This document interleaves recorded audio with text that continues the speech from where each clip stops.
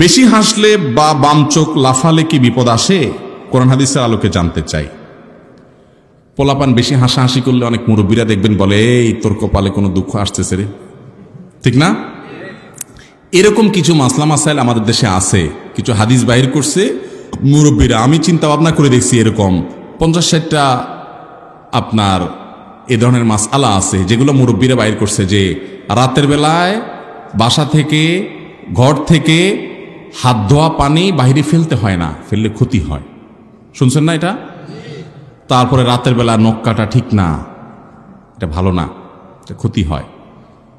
তারপরে আপনার এই যে যেটা আছে কি বেশি বেশি হাসলে বিপদ আসে, এগুলো যারা বাহির করছে আমার মনে হয় ওনাদের একটা নেক উদ্দেশ্যে ওনারা এগুলো বাহির করছে। এগুলো কোরআন হাদিসের কথা না, এগুলো সব ভুয়া কথা, মানুষের বানানো কথা।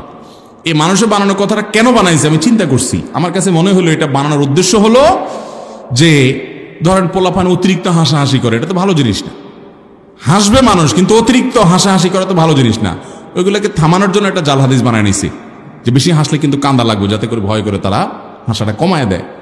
বাসার বাইরে খাবারের পরে আপনি প্লেটে হাত ধোয়া পানি জম করে বাইরে ফেলে দিলেন, কারণ গায়ে পড়তে পারে, দেখে শুনে ফেলানো দরকার। রাতে অন্ধকার দেখা যায় না, এখন না এত বিদ্যুৎ, তখন তো এত বিদ্যুৎ ছিল না, লাইট টাইট ছিল না। এই জন্য মুরব্বীরা যাতে কারোর ক্ষতি না হয় যেন একটা হাদিস জাল বানায় নিছে। কথা বুঝতে পারছেন?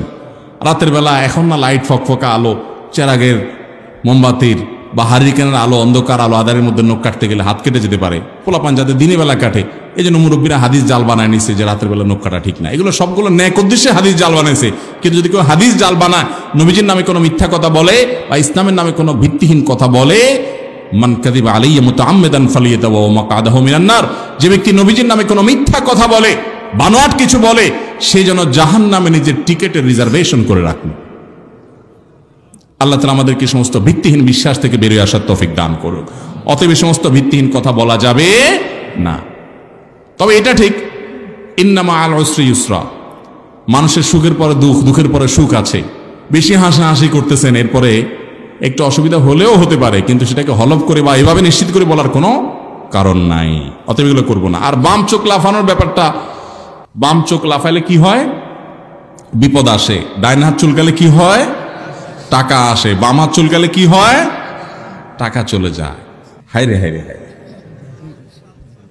ভাই, বাম চোখ আর ডান চোখ যত চোখ লাফাক, অতিরিক্ত লাফালাফি করলে আপনি ডাক্তারের কাছে যাবেন। এখানে ডাক্তারের কাছে গেলে ডাক্তারের ফি লাগবে, এই টাকা খরচ হবে, এই